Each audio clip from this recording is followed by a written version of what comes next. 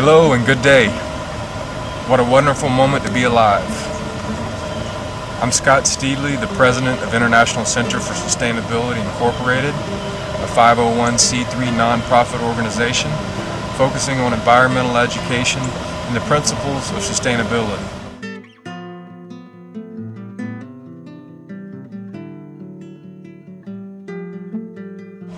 Throughout our travels, we will be discussing the topic of water, both groundwater and surface water, and its valuable role in our survival on this planet. We will also discuss the effects of water. Today, we are in Walterboro, South Carolina, the town of my birth, in the Great Swamp Sanctuary. This area is the East Coast's largest estuarine preserve and consists of 842 acres of nature.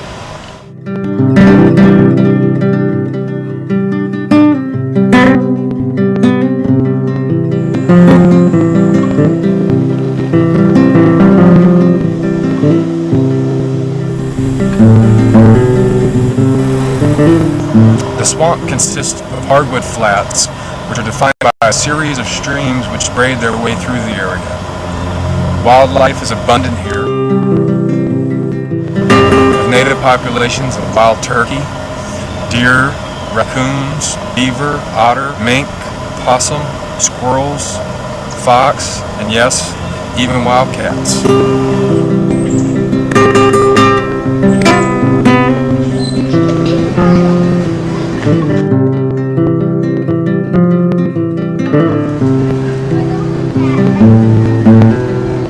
The headwaters of the Ashipu River, which is part of the Ace Basin, originate right here in Sanctuary, form one of the major tributaries of the Ace Basin.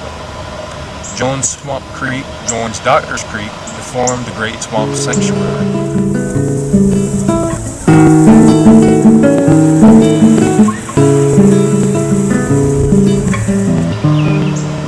In 2006, EPA reports listed Ireland Creek as an impaired water source, containing pathogens and fecal coliform.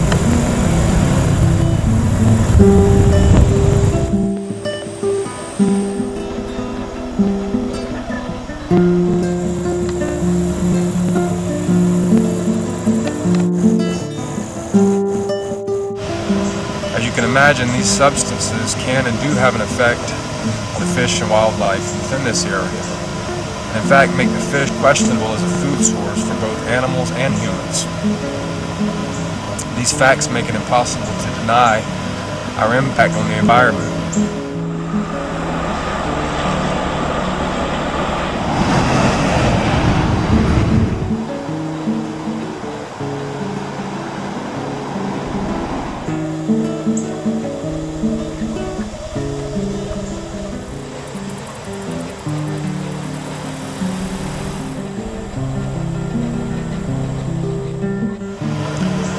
Realize that the important connection between our actions and the consequences of those actions.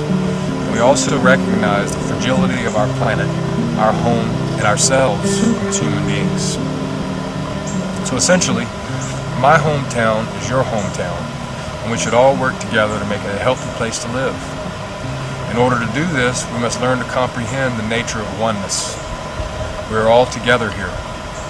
Now and into the future, the integration of spirit and matter is a reality we must achieve. We will continue on our journey through the low country of South Carolina, as well as Costa Rica, Central America, to observe various examples of both surface and groundwater sources.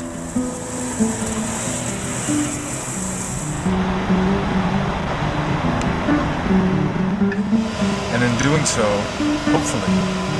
hopefully, establish our connection to one another in an individual, familial, planetary, and sustainable sense.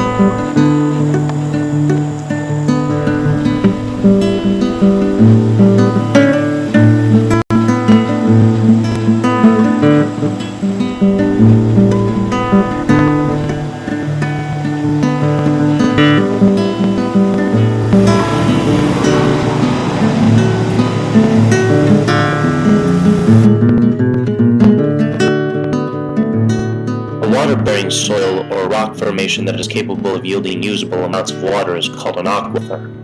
Mixed clay, sand, gravel, and fine particles that were deposited by continental glaciers, glacial till, yield low amounts of water. Material sorted into distinct layers will yield high amounts of water from coarse-grained sand and gravel, but low amounts from fine-grained sand, silt, or clay. Bedrock aquifers will yield substantial amounts of water if there are large openings or cracks, but small amounts if there are few openings in the rock.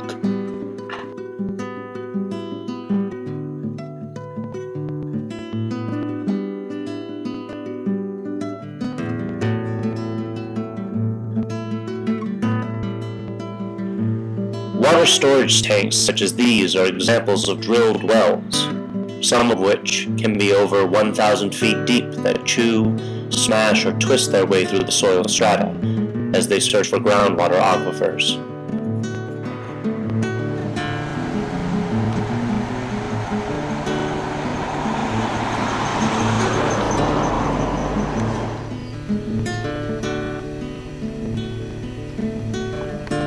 Construction of the Walterboro Water Tower was completed in 1915. The lower portion was used as a jail for a short time, and sometimes stranded travelers were allowed to lodge here for a night.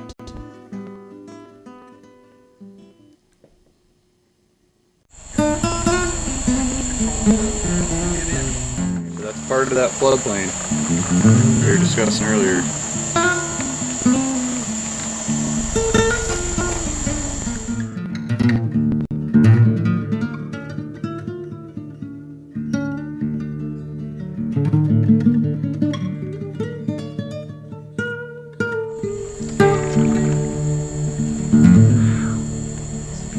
Fairly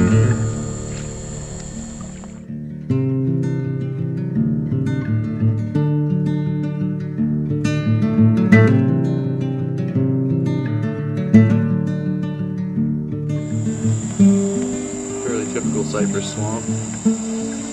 Plenty of cypress knees.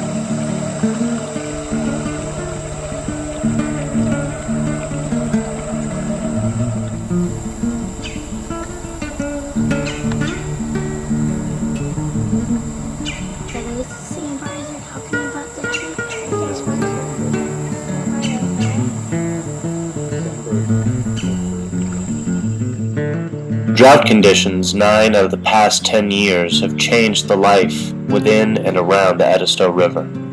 Fish populations are especially suppressed during the drought. And they don't live very long either, do they? It's a nice place for birds to live.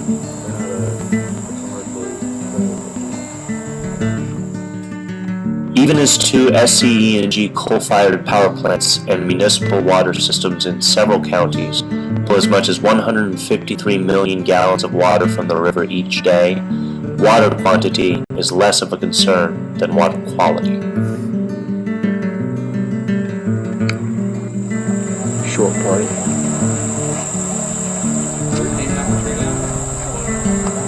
How about erosion? The river's just too small.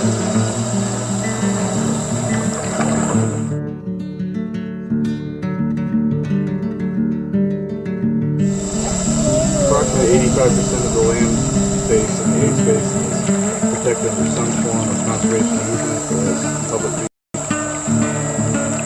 That's one of the really special things about this area. It's a completely enclosed watershed defined by the 3 rivers, the Ashepoo, the Combahee, and the Edisto. We're on now.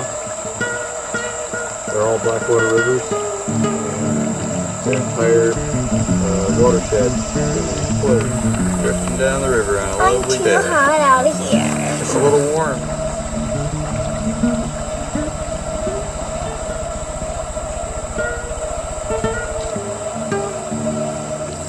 River's up just a little bit thanks to several tropical storms coming by and giving us a little bit of water.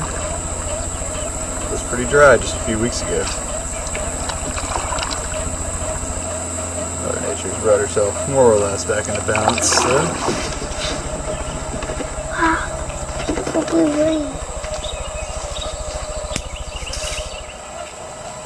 Cigarette butt. Charcoal. These sandbars are a nice place to camp, but there's some less impacted ways of using them than putting your trash and building fires right in the sand. Can you please show this to me? We're here today on the Edisto River, which is the longest undammed, unlevied, unimpeded Blackwater River in North America. It meanders, I believe, 200 from where it begins up in the Saluda area of South Carolina. It comes from, actually, springs.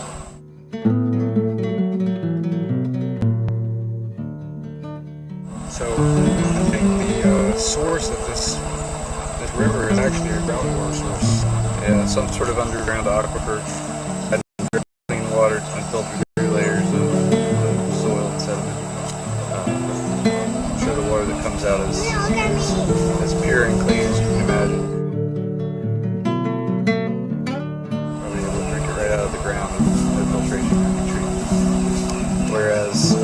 get down here into the river, the forests that surround the river are serving that function. They filter that water that does make it over.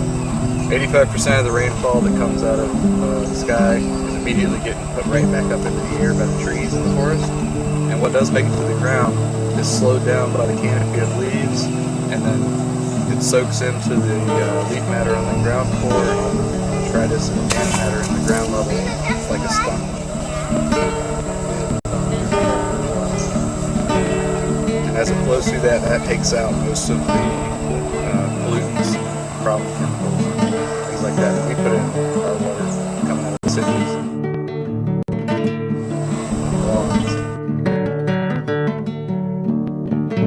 Agriculture, things like that.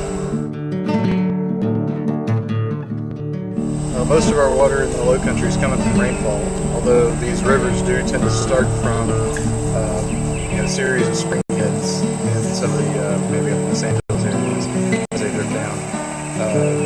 This watershed's completely contained in itself, the A's Basin. It's one interconnected watershed that provides a lot of critical habitat for many species. The swamps down here are large, continuous, unbroken tracts of forest that provide the important interior forest habitat for many species of migratory songbirds, and such as the prothonotary warbler that we see here today. I see some of later in and these forests act as big filtration systems for all the upland water that drains off into these swamps, and they filter that water and basically treat it before it can make it to the river.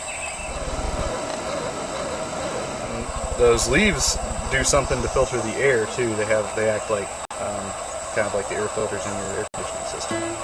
But the one thing that these systems really can't deal with high quantities of is heavy metals. And those build up in any system. There's just not a good biological method for getting them back into the ground and keeping them out of the food cycle, the food web. So you end up with bioaccumulation as a result.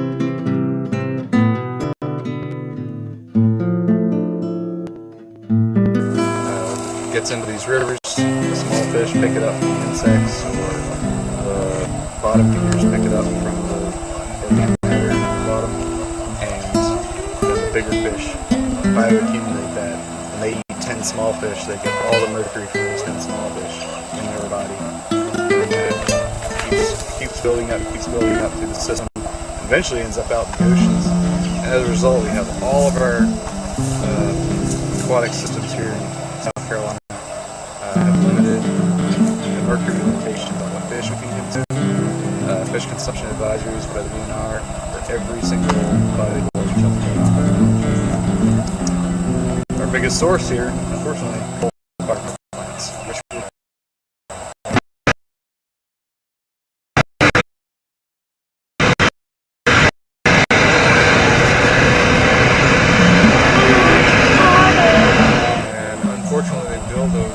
right on the river there.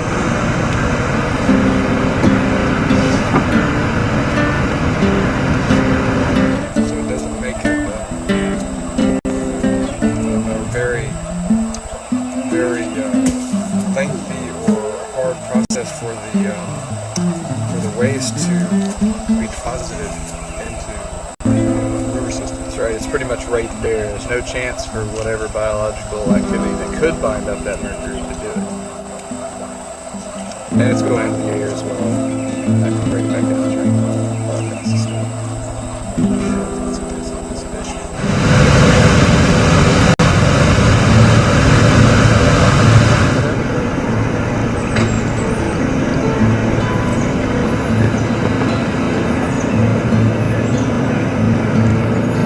Coal-fired power plant here.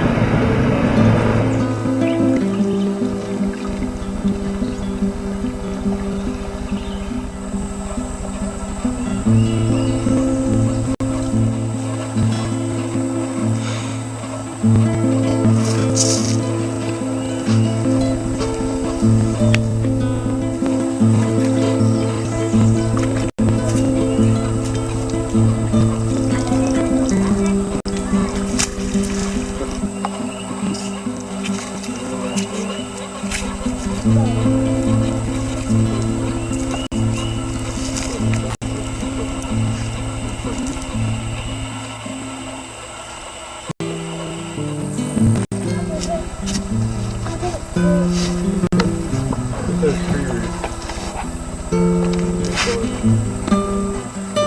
tree roots. My eyes, the sun's too hot for me to look at it.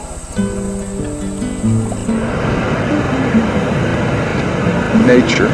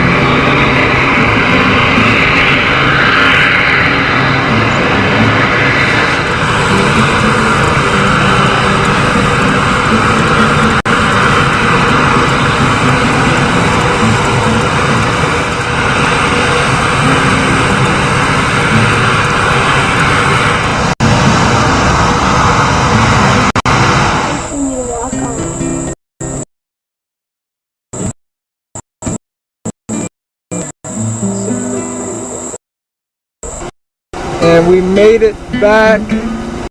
Canoe trip. And we learned a lot about nature and man's effect on nature. We have little earth stewards here.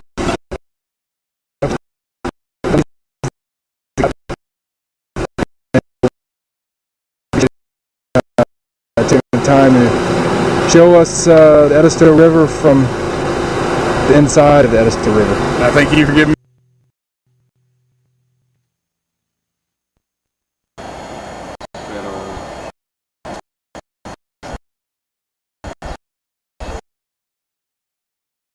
Rica, Central America, one of the most beautiful places in the world. America, one of the most beautiful places in the world.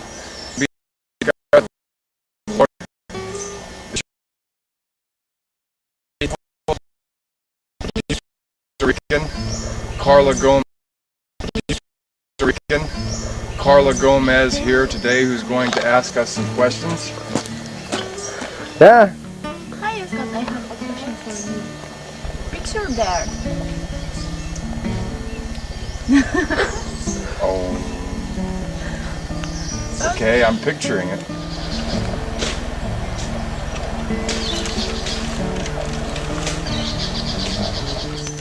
I see that it's a beautiful place. We're surrounded by water. We have the Pacific Ocean behind us. We have an array of flora and fauna and wildlife here in this reservation, which we are trying very hard to preserve. And behind us we have Cabo Blanco National Park, which is the first park ever established in Costa Rica. How our bodies are like the earth? Well, we consume, store, and release elements into the environment that affects that environment, either in a positive or negative way. Hopefully we can maintain a sense of balance. When using machines and cutting into the earth and shaping the earth, we have to be very mindful and observe the area before actually doing the work, so that we're not cleaning up problems or creating problems, but in effect creating a more natural system. We had a heavy rain here last night, and as you can see, it's washing away the soil. Fortunately, we have planted some plants here which are very beneficial in helping to reduce erosion.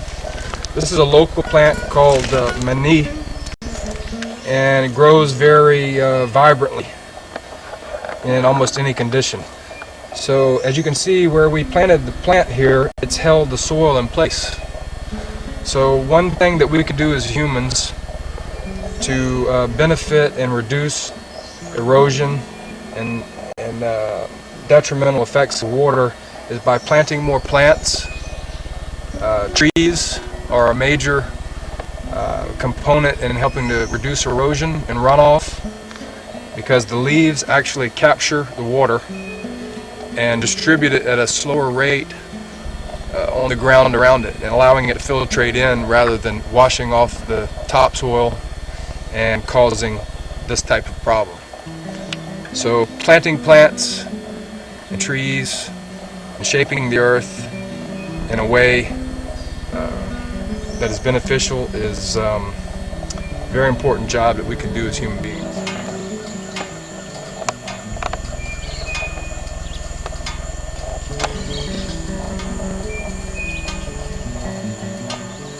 Why is the water such an important resource?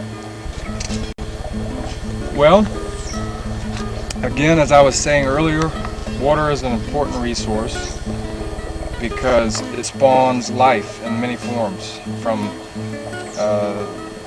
bacteria to human beings.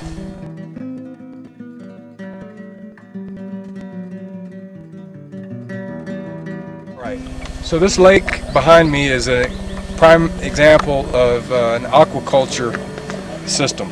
Aquaculture is when we capture the water for use with the plants, with the animals, and in doing that we can grow fish here which will feed our sustenance.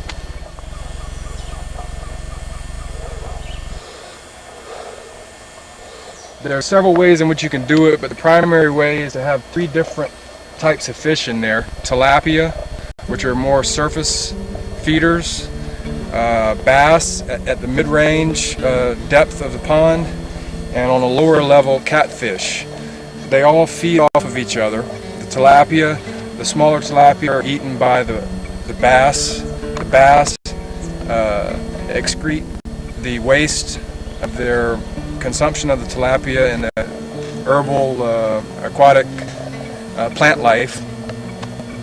And then the catfish eat the excrement off the bottom and keep everything in a balance. Very important when having animals around a wall such as this or a dam that we manage the animals so that they don't destroy the area.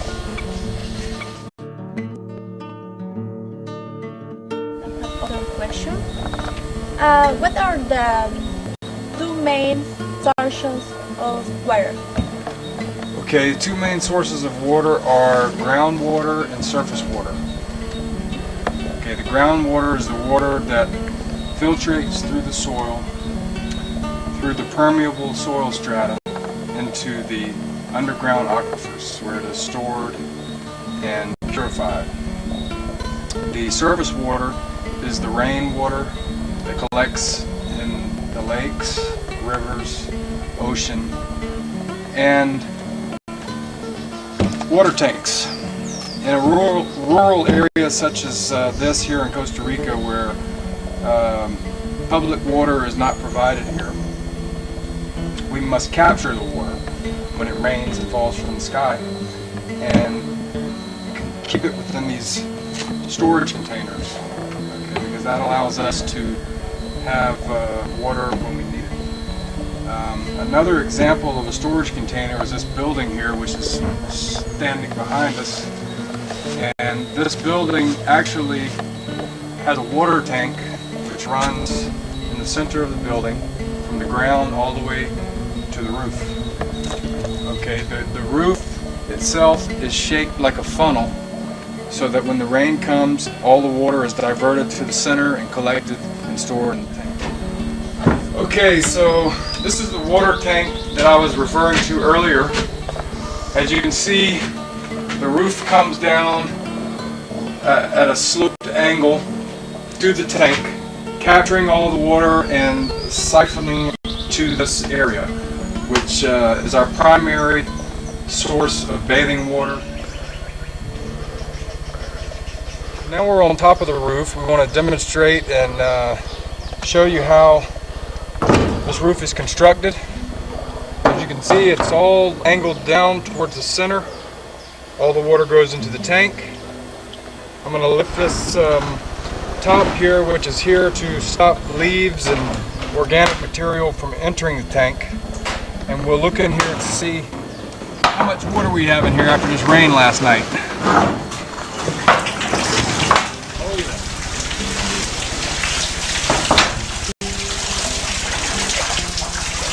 Looks like we got quite a bit. I think so. I'm pretty clear. I even think the showers work. I believe Human activity has an impact on the water sources. well. It seems like almost all human activity has an impact on the water sources. Everything from flushing the toilet, from brushing your teeth, and washing your hands. In the United States alone, we use 339 billion gallons of water a day.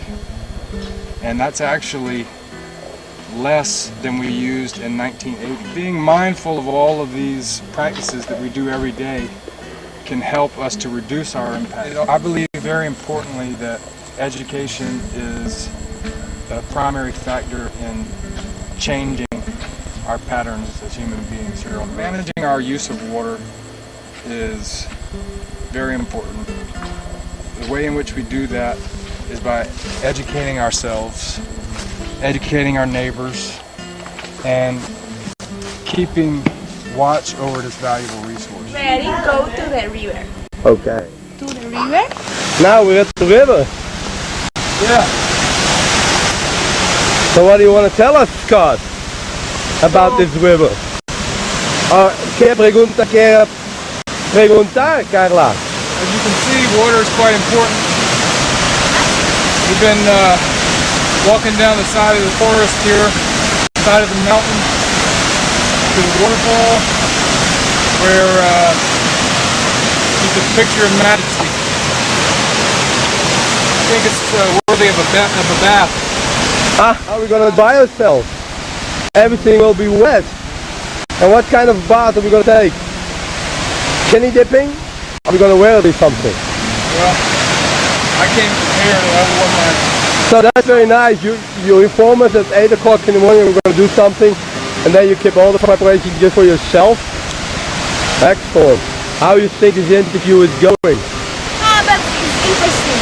In Rica we have a lot of waterfalls, but they are different.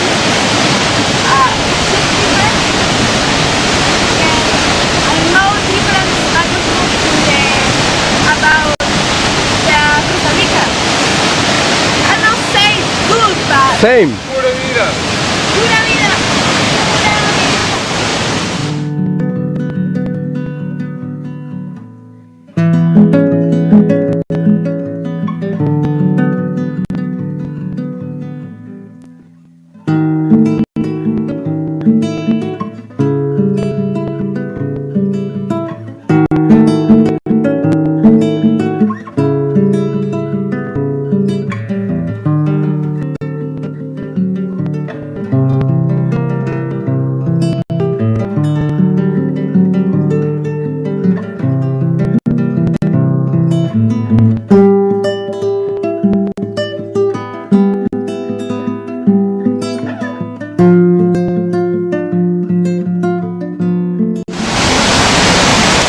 Lots of magic here in paradise.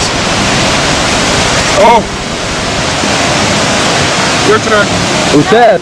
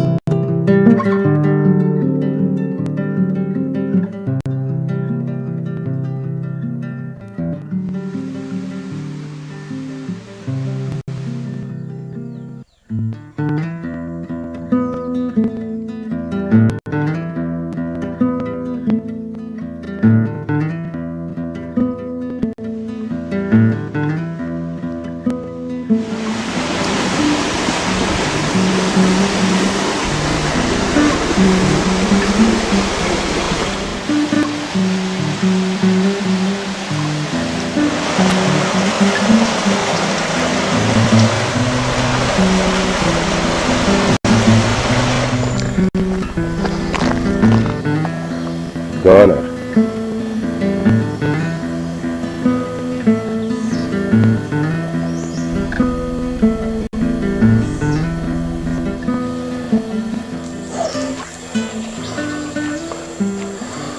You can see this is the other side.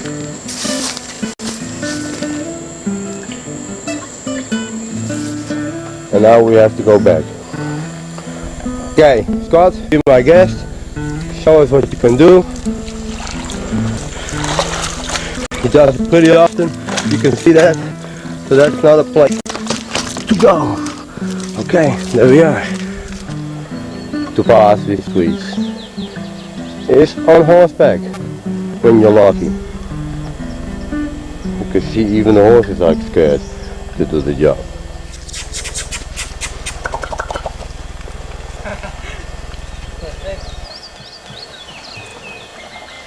And how many pesticides they work with? Well, A lot. buenos días.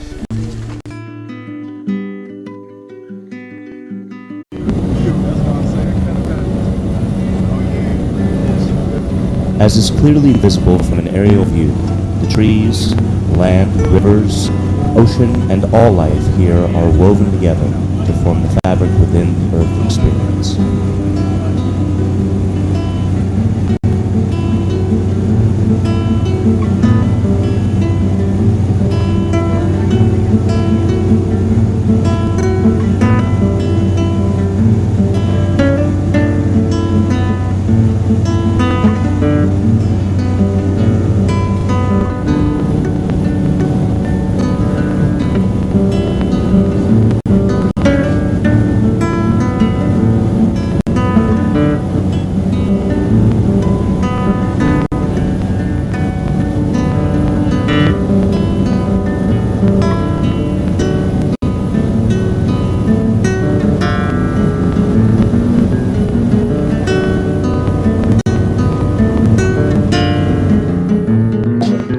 Organic, irregular, flowing patterns are found beautifully within nature.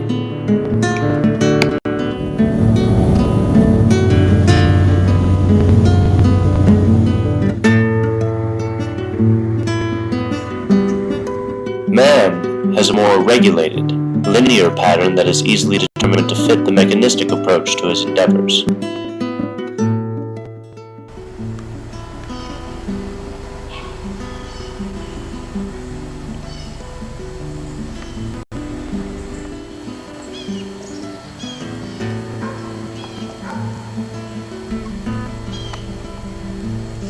My name's Scott Steedley. I'm again with the International Center for Sustainability Incorporated, nonprofit corporation which focuses on sustainable practices.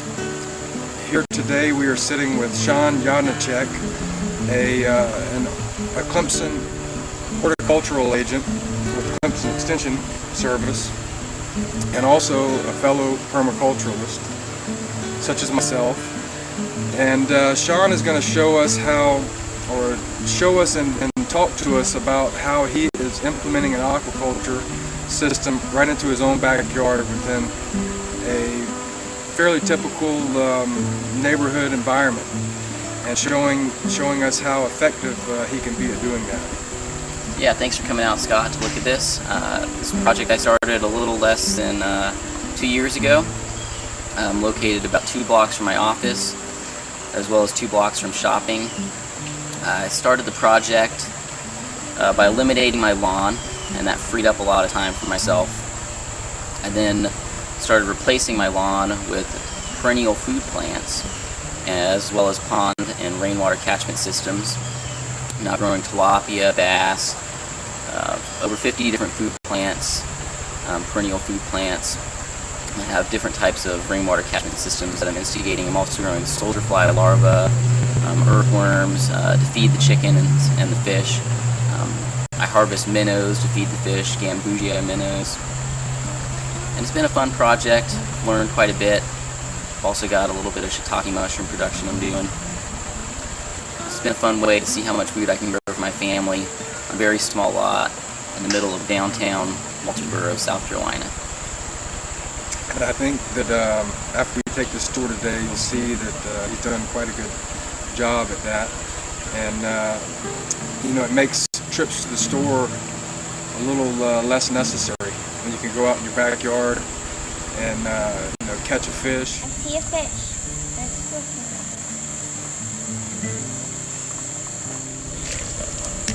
You caught one! Little baby. Oh, you should like baby, so you shouldn't. Oh goodness, look. Did you see how big that is? We caught. No, that one's small. No. So I still have a month to go before they get their biggest size. That one's a big one. Before I harvest them.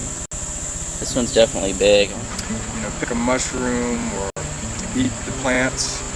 It really makes a lot more sense. Yep, there's always something that I can come out and harvest and add to a meal almost any time of the year. It's just a matter of, for me, taking the time to do that. You know, it does take a little extra time to get out there and harvest it. So you kind of have to change your lifestyle so you can do that. And, you know, same way with feeding the fish and the chickens. You know, I can feed them store-bought food, or I can take a few extra minutes to harvest earthworms or harvest soldier fly larvae, harvest minnows to feed to the chickens and the fish. And it's quite a peaceful, meditative area as well. Oh yeah, it's wonderful. The water running in the background, you know, makes it quite conducive for relaxation. Permaculture is when the designer becomes a recliner. Yeah. You know, so you design it in a way where you capture natural energy flows and utilize that to benefit the production of food sources and yields. And all the while, as the system becomes more mature and developed, it allows you more time to relax and enjoy the benefits of your proper design principles. Absolutely, and design is critical to the system here. I've designed it in a way so that there's, I realized the other day that there's no maintenance that I have to do. Everything is harvesting. If you have to maintain the system, you need to reconfigure your design so that you're turning that maintenance into a harvest. For example, you know, the leaves off the driveway is pretty much the only work that I have to put into the system. But it's not just a maintenance thing, removing the leaves off the driveway. I blow the leaves into a channel that I then grow earthworms in, so I'm not just removing leaves, I'm harvesting leaves. And the water comes through this channel, flows through this channel, and goes into the pond. And the leaves stay in the channel, and the channel is full of earthworms. Look at those cool mushrooms. And the earthworms can be captured and then fed to the fish. I see that little thing right here. Look in the container. See that old It's thing? called the clintella. Yeah, I know. I learned about that. Oh, there's a bunch right there. Let me get that stuff. Can I get one? Can I get one? Yes. Oh, I see one. I see it. Grab them. Down. Don't let them get away. Where's In the bucket. container? Right there. Oh, good job. So it's all about turning, you know, problems into solutions so that you can eliminate your workload. I think that's a great thing. And a lot of it's just tolerating, you know, a little more wildness than you would have in a normal neighborhood.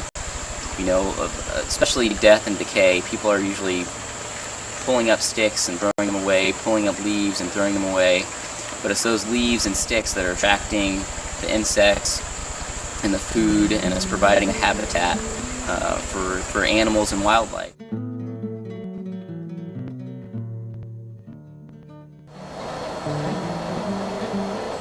So, you know, I like to tell people, you know, have a big pile of sticks in my backyard, but without that pile of sticks, I wouldn't have owls, because that pile of sticks is providing habitat and food for rabbits, and then in turn I have owls coming in and eating the rabbits.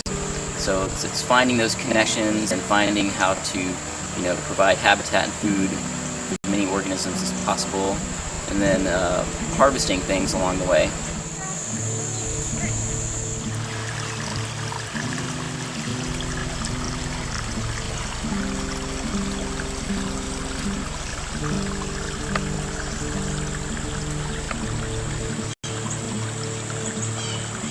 lose about 1,000 gallons per week to evaporation in the heat of the summer, is what I've calculated. So I just rerouted my shower into my pond, which is illegal in South Carolina to use your gray water in the landscape, but I rerouted it. And that will make up for almost half of what I'm losing from evaporation in my pond. I've calculated about 20 gallons per person per shower. So if we have 3 people in the house taking 3 showers a day, that would be 60 gallons a day we could put back into the system. And then of course my kitchen water, which is dirtier, I'm rerouting that through a branch drain gray water system back into the landscape, where it'll irrigate plants instead of going into the pond, because it's a little bit dirtier. I don't want to get grease and stuff into the pond. Nice. Water coming off the roof hits that liner and flows into the pond. But it goes through the recirculate. It's called the recirculating aquaculture system. So the water comes out from the grow out pond, gets pulled out of the grow out pond, and then goes through this biofilter channel, which is just a gravel-filled channel, and then spills over into the settling pond right there. And the biofilter channel, there's bacteria that live on the rocks or the surface of your biofilter media.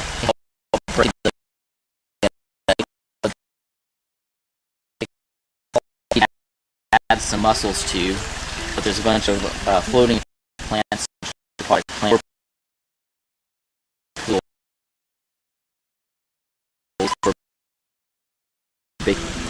that will remove a lot of the pollutants. And then it flows down the waterfall to aerate it and into the grow out pond over here. Can you explain to me, Sean, the benefits of having an aquaculture system in your backyard? Yeah, so I put it on the south side of the house. I'm getting reflection in the wintertime off the pond area and onto the house, so I get more solar heat, solar sunlight in the wintertime, and therefore more heat in the wintertime in and around my house. It's also a solar storage system, storing that heat in the water, then re-radiates it at night. So I get it's about 8 degrees warmer here in the wintertime. Also heat the crop time. It's a great, easy place to grow food. Fish are incredibly easy. They require very little food inputs, at least tilapia do. The feed to biomass conversion is very efficient. So the amount of food you have to give them, and the amount of biomass that they create from that food is very efficient, because basically they're floating. They don't have to worry about gravity. They don't have to fight gravity all day. So it doesn't take them very much energy to get bigger. And then you don't have to worry about putting them away like the chickens. You've got to put away at night or take out in the morning. I find that chickens are a lot more work, a lot more complicated than just tilapia. You put them in the pond and they do their stuff, and then you harvest them when they're big enough to harvest. How long does that usually take? Well, I put the tilapia in the spring, and then I harvest them all in the fall before it gets too cold. I think I've missed a few last year, and they popped up in about January. So I need to get them all out of there by January. Last year I just used a cast net and fish and hook, fish line to get them out. This year I'm going to use a seine and just scoop them all out at once, and then maybe have a big party and process them and eat them up, feast and freeze. Okay, cool. So what other kind of fish do you have in there besides tilapia? Well, you put the tilapia in the spring, and then you need to put in some bass, some baby bass, and they basically will control any babies that the tilapia make. The tilapia are going to reproduce like crazy, make babies, and if you allow them to do that, the babies will grow up and they'll all compete for food and nutrients, and you'll have a whole bunch of small fish. So you put the bass in, small bass in, shortly after you put the tilapia in, and they will eat the baby tilapia and prevent your pond from getting overpopulated. What I'm going to do next year is I'm going to actually attach a screen to that bridge right there and scare all the bass out of this area on that side of the screen, bass out of this area on that side of the screen, and then put the tilapia, scare all the bass out of this area on that side of the screen, and then put the tilapia in this small area, grow them out to about 4 inches until they're too big for the bass to eat, and then release them into the rest of the pond. Eat, and then release them into the rest of the pond. once they get big enough. And that way I won't have to worry about any leftover bass in the pond, because I had that problem this year. I didn't get all the bass out, and I put the tilapia in there, and it was just a bunch of expensive food for the bass, and then I had to get the bass out very quickly before they ate all my tilapia. So it's a complete learning process. This is, the system's not even 2 years old right now, and I'm constantly tweaking and refining the system. And what do you have? Is there anything in there now? Oh yeah, I have about 100 tilapia. The bass reproduced on their own, so I've got a bunch of baby bass in there. Controlling the tilapia recruitment, tilapia babies. And there's also some crayfish in there. And I want to add some catfish eventually, because they can coexist without production going down very much. And they feed pretty much off the bottom, right? Yeah, bottom feeders, and they'll eat any leftover food that the tilapia haven't finished. So they'll work real well in the system. They basically don't interfere with each other and decrease yields when you've got catfish working with the tilapia. And I need to add some mussels, freshwater mussels, to the system, to the vegetated waterway. Mussels like fast-moving water that's very nutrient-filled, and that's exactly what's going on in that area. I'm going to take the water hyacinth out, and I'm going to replace it with floating hydroponic trays. They basically float on top of the water. You grow your vegetables in them, and your vegetables absorb the nutrients out of the water, so they help filter the water for you. You never have to worry about watering or fertilizing your veggies at that point. So Cool. It's aquaponics, it's called. Aquaculture and hydroponics mixed together. Nice. You hold the bucket. So here we are today, and it's really a beautiful day, and we thank Sean for inviting us into his home and providing us with an opportunity to see a system at work. Thank you, Sean. Yeah, thanks for coming out.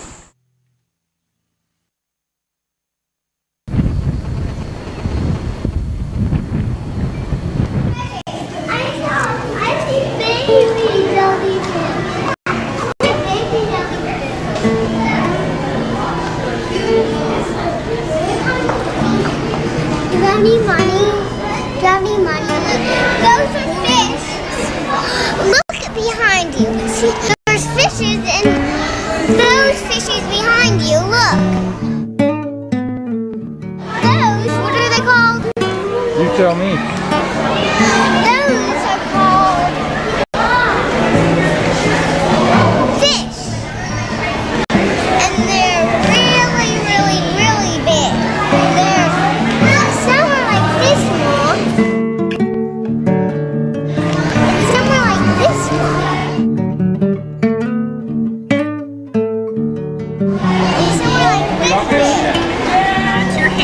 Those are called spiny sea urchins. So just hold on for a minute, just look around and keep it. Maybe last night about sea things and water. I know. It's all white. We can touch the dirt off.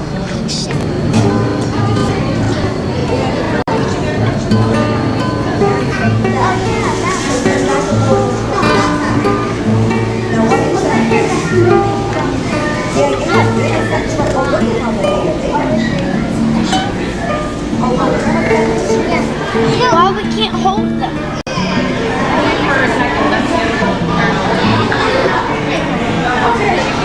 That looks cute. Earth's many fragile marine ecosystems remind us that we have a human responsibility to help preserve other species.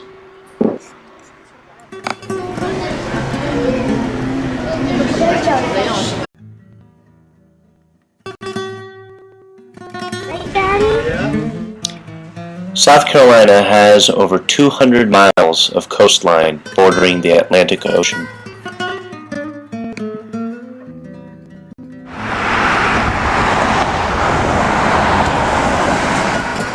The coastal waters of the Atlantic Ocean have long been a source of industrial transportation, commercial fisheries, tourist attraction, and sporting enjoyment.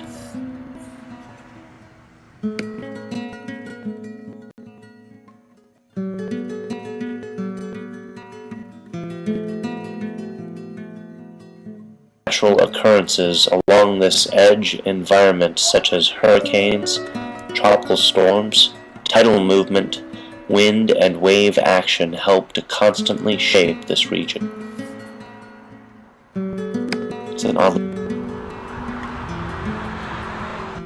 Many attempts are made at controlling erosion along the beach coastline.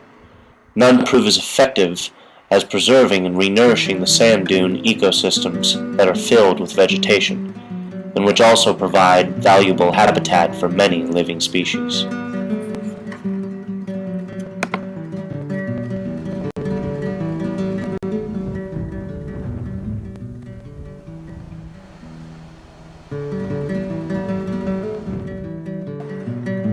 In a sense, we are concluding our discussion of surface and groundwater at a place where the surface water ends up. The hydrologic cycle demonstrates the movement of water.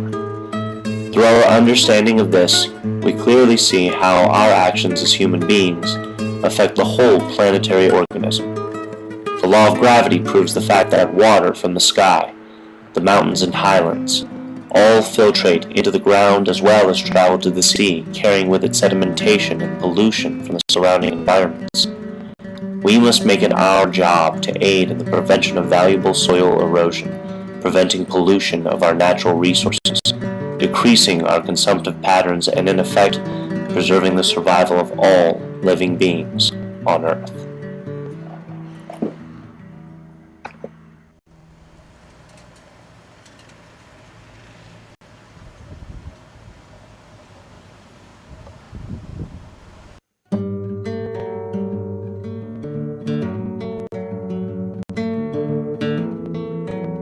We've taken a journey starting here in South Carolina through the Great Swamp Sanctuary in Walterboro, South Carolina, the Edisto River, which is the longest unimpeded blackwater river in North America. We've traveled to Costa Rica to view the Pacific Ocean, as well as the many river ecosystems that are present there. We have tried to link all of these things together and show how the planet Earth is a fragile organism. This little girl here is an Earth steward. She is a soldier of the natural world and of the spiritual world. And she teaches me as we learn together. We give thanks for the beautiful natural world that is around us. And we want to do everything we can to preserve it and take care of it, don't we, Indigo?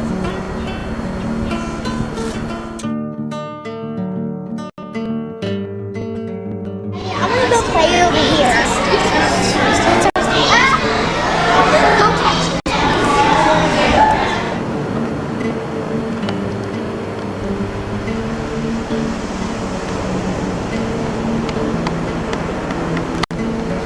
Did you get a picture of it?